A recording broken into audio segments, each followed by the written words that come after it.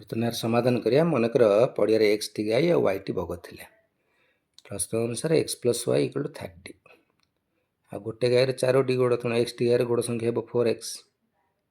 ସେମିତି ଗୋଟେ ବଗର 2ଟି ଗୋଡ଼, ତେଣୁ y ବଗର ଗୋଡ଼ ସଂଖ୍ୟା ହେବ 2y। ତାହେଲେ ପ୍ରଶ୍ନ ଅନୁସାରେ 4x + 2y = 102। ବର୍ତ୍ତମାନ ଇକ୍ୱେସନ୍ 2ରୁ ଇକ୍ୱେସନ୍ 1ର 2 ଗୁଣ ମାଇନସ୍ କରିବା। ତାହେଲେ 4x + 2y = 102। ଇକ୍ୱେସନ୍ 1କୁ 2 ଗୁଣ କଲେ 2x + 2y = 60। ଯଦି ମାଇନସ୍ କରି ଦିଆଯାଏ, ଫେଡ଼ି ଦିଆଯାଏ ଦୁଇଟାକ, ଆମେ ପାଇଲେ 2x = 42। So x = 21। ତାମାନେ ପଡ଼ିଆରେ 21ଟି ଗାଈ ଥିଲେ। ପୁଣି x + y ହେଲା 30। ଆମେ xର ମୂଲ୍ୟ 21 ପକାଇବା, ତାହେଲେ y ହେଲା 30 - 21 = 9।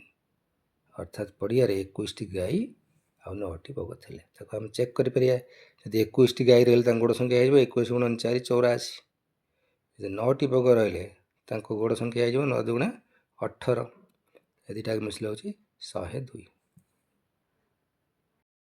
ଛୋଟ ପିଲା ପାଇଁ ଯେଉଁମାନେ ଇକ୍ୱେସନ୍ ଜାଣିନାହାନ୍ତି, ମନେକର ପଡ଼ିଆରେ 30ଟା ଯାକ ଗାଈ ଚରୁଥିଲେ। ଗୋଟେ ଗାଈରେ ଯଦି ଗୋଡ଼ 4ଟା ହୁଏ, 30ଟା ଗାଈରେ ଗୋଡ଼ ହେଇଯିବ 30 × 4 = 120। କିନ୍ତୁ ଗୋଡ଼ ସଂଖ୍ୟା ମିଶିଲାରୁ ହେଇଛି 102। ତେଣୁ କମିଯାଇଛି 18ଟା ଗୋଡ଼। 18ଟା କାହିଁକି କମିଛି ନା ବଗ କିଛି ଅଛନ୍ତି।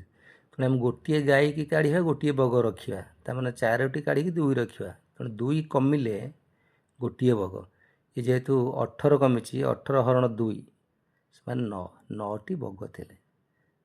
30ଟାରୁ 9ଟା ବଗ ରହିଲେ, ତାହେଲେ 21ଟା ରହିବେ ଗାଈ।